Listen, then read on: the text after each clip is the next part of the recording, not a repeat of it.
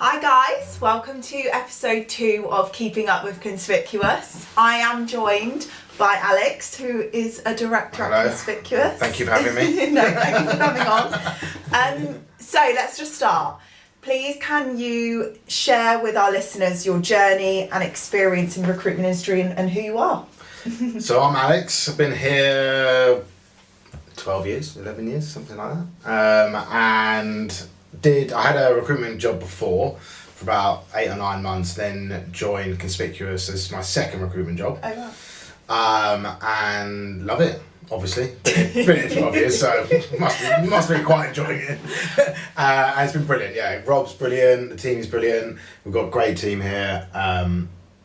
Everyone who's worked for us is amazing. And recruitment, I think as you touched on the first podcast, is obviously ups and downs. Yeah, definitely. The longer you're here is probably more ups, but you still have downs. Yeah. Pandemics, recessions, Yeah. you know, Thanks. interesting downs that happen. So there are new things that crop up. Yeah. So, but yeah, it's a brilliant job. It's, well, as you know, it's one of those ones where you're like constantly helping people and trying to make their lives better. Forever changing. Yeah. But I mean, so what's your role? What do you do currently, and what's your title? So I think my title's director. Okay. Yeah. And you work US team, don't you? Yes, sorry. Okay, yeah. So I work the US team. So I'm the director of the US team, and we're a team of about, I don't know, 6 or 7. Yeah.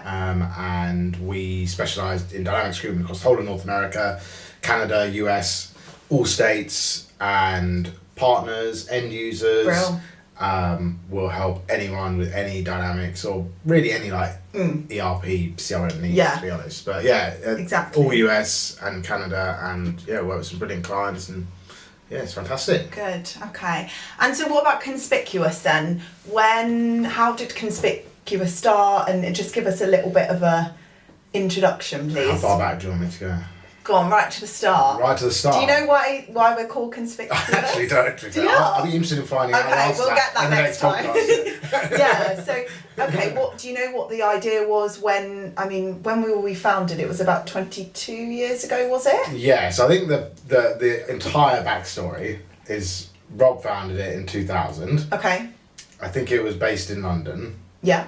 I think it was founded then. He built it up and then ran it as a lifestyle business for a few years. Okay. And I didn't know that. in 2012, he hired Philippa, I'm sure will be on the podcast at some point. Yeah.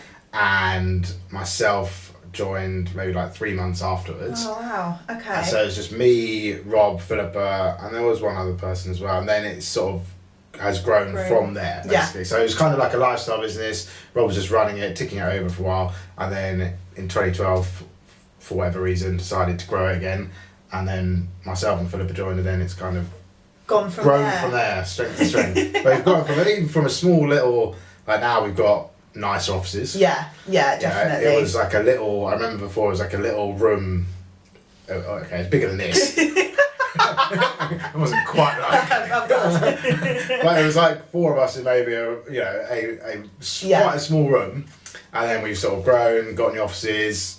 That's so cool. Brilliant. So you've seen it from the start. Yeah, that is really, I can imagine for you it's really nice to, but what sets us apart then? So I think the thing that sets Conspic apart is that we always try and deliver on quality. I think that's sort of hopefully filtered down to everyone within the business. And I think the way I always think about it, and hopefully everyone else does as well, is we're kind of like a time-saving device for companies. Yeah. And we're also there to deliver quality because we've got a bigger reach.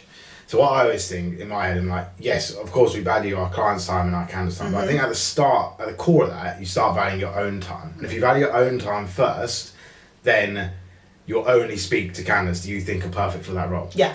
And you'll be very consultative, and it means that you will be very honest with clients' candidates. So Definitely. if you're speaking to a candidate and they, need a lot of help, you'll put a lot more time in. Or if you're speaking to a client and they're not sure how they can find the perfect candidate, you can actually give them advice. And I think that to me brings more results in than just spamming with loads of CVs to a role when you know they're not right, or just ignoring a candidate's questions or not investing time in them, because I think that will bring results for you and them as a candidate and the client. So it's like everyone wins. Yeah, I agree with that. Yeah, exactly. I think that's completely it. I think you've got to just sort of put your time in and be honest with them. And if a client is, for example, sometimes you get clients and they give you the job description and they don't understand dynamics fully. Yeah. And maybe the role will be very difficult, right? And in your head you're thinking it's difficult.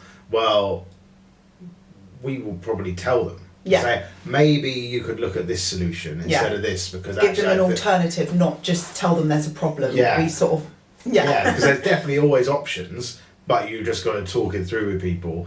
And I think, if you've had your own time, you'll always deliver quality. Yeah. We make sure the candidates we send are brilliant. Yeah, definitely. So. No, I love that. And so if someone came to you and say they want to get into recruitment, never been a recruiter before. Don't do it.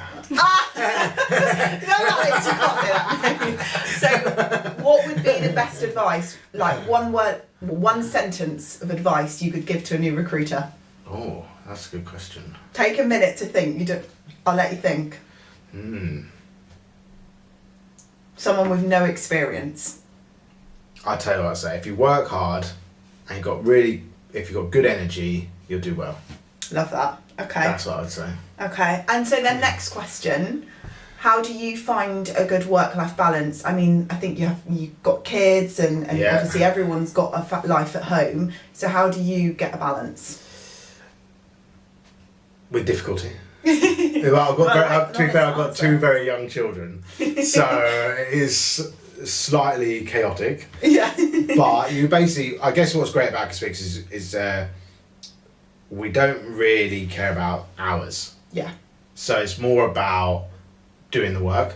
So I suppose everyone has a life, like say, people do things in the evenings, people go to the gym, people have sports training, people have kids, whatever.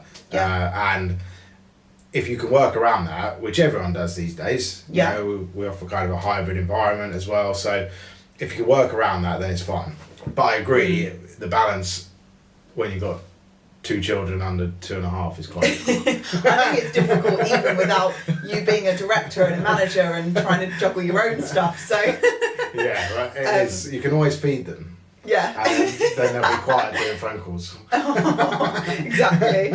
Okay, and then second question is obviously you still, even though you have your title as director and you have input into Conspicuous and managing other people, but your own work, so you're obviously a 360 recruiter. Yes. Can you please tell people that are listening what is a 360 recruiter and how do you then manage from that your time and deal with both sides of it?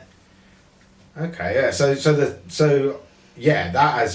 as I've sort of evolved with Conspicuous, I suppose I've kept adding roles. So obviously start as a 360 recruiter was a busy enough job in itself, as you know. And then you keep adding sort of tasks, you think about strategy and all that kind of thing. So that adds on as you go, you know, managing, hiring, all that thing.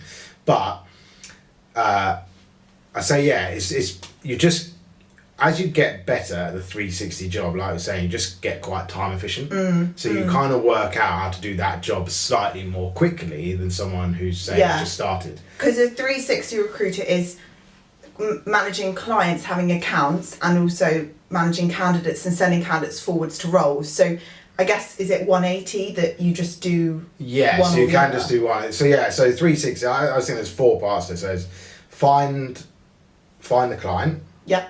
So attract the client to work with you, manage that client, so be the account manager, find the candidates, and manage the candidates through the process. So that is kind of like the 4 pillars of the 360 job here at Conspicuous. I like that. So you've got to do those 4 things, and that's 360. And what we've always found with that is that it's really enjoyable, as you know, to do the whole process. Yeah. So if you find a client, they want to work with Conspicuous, they want to work mainly with the person they're speaking with, so they want to work with you. You manage that process, you constantly speak to them, then you find them their candidate, you manage that candidate and their expectations, and then you place that candidate, hopefully, at that client, then that's a really good buzz, because you've done the whole thing. So I think if you're 180, obviously a lot of recruitment companies do operate on a 180 model. Yeah, I've spoken to quite a few people that have, and to me, as you say, I I guess it's like a project manager or a consultant. You do like end-to-end implementations, or you work with a client from start to finish, and you can see the direct impact you have on the work and the success of their project, I guess. You can have more of an impact, I think, doing 360, and it's it's more enjoyable because you feel so happy for the client that you originally took the brief, say 3 weeks ago, and then 3 weeks later you found them their candidate, and the candidate's delighted, the client's delighted, you're delighted, everyone's happy. Yeah. No, good.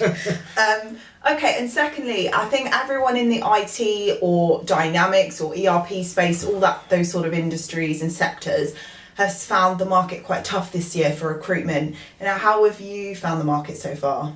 It's been tricky, but again, I think the thing to remember is that we've come from 2021 and 2022, which were very good years for recruitment, being a job seeker. I guess they were good years for being an employer as well.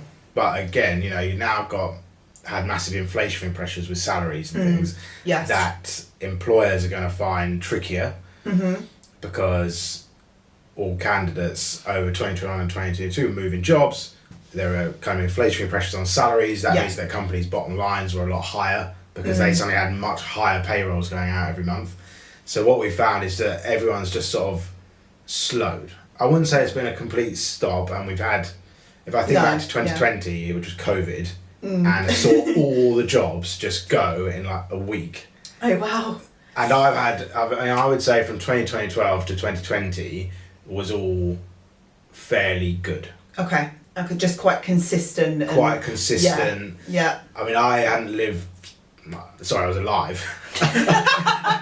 I hadn't been working during the 2008 recession. So I hadn't actually seen a recession. In all the time I've been at Conspicuous until 2020, until COVID happened, there'd been like very slight dips, but no like global economic challenges. Or anything with such an impact. Yeah. So now I've seen two impactful things in the last 3 years, and I suppose that's, like you say, like it's always different. That's a challenge that I hadn't faced. And to be fair, if you'd been working 100 years, you wouldn't have seen a global pandemic. So that's something that no one could have planned for.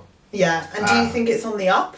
Yeah, I think the market's definitely coming back. I think everyone's sort of bedded in, and so there's a lot of hiring. 2021, 2022, massive expansion of companies. Quite a lot of acquisitions in the market as well. We've seen that on the UK side actually. So which is good. I suppose what that means is there is money there somewhere. If someone's acquiring someone, there's money floating around. And that's hope, isn't it, to the rest of the smaller... So there is money there, and it's just that everyone sort of just slowed a bit in the first 3 months especially. Last quarter I'd say is better. We saw it. I think it's funny because even though we work on different teams, and obviously I'm a lot more junior than you, but it does sort of marry up, and a lot of the times we'll chat in the office and something will have happened in the UK or the US, and then 2-3 months later you'll see the same thing, a little bit delayed, but happen. Which is quite cool actually. It's nice to then just get advice off those guys and how they deal with things, and I think we can still give each other advice and help each other, which is nice. I think my advice to people perhaps who are looking for work as well, like job seekers, is just... Oh, that's my next question. Was it? Preempting me. I didn't know that. No, I love it, God. It's just kind of keep the faith. Yeah. So, and I reach out for advice as well in terms of what to do. Is it that you're not targeting the right companies? Is it that your LinkedIn profile isn't quite good enough, or something? There must be.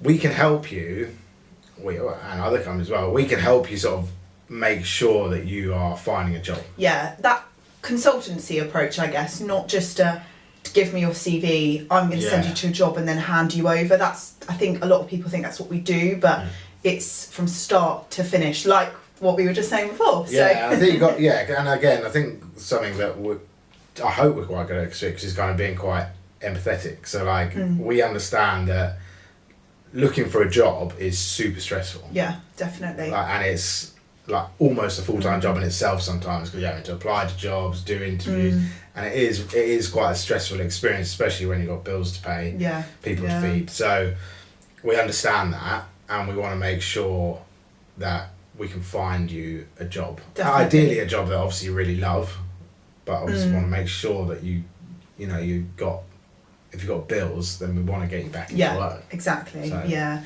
And so with obviously you manage clients at the moment, and obviously building relationships with clients is super important to allow us to do the 360 recruitment. So how do you make sure you build long-lasting relationships with clients, or how have you done it in the past? Yes, I think this comes back to honesty really, and making sure that you are upfront with them from the start and they'll respect you. So instead of, if they, just telling them what you think, and if you're, like a good example is say, I know other recruitment companies, they'll always say like, oh, every candidate's excellent. Oh, excellent candidate, excellent. Well, if you say every candidate's excellent, then by the time you've said that the 10th candidate's excellent, boy, you cry wolf. Like, how can they all be excellent?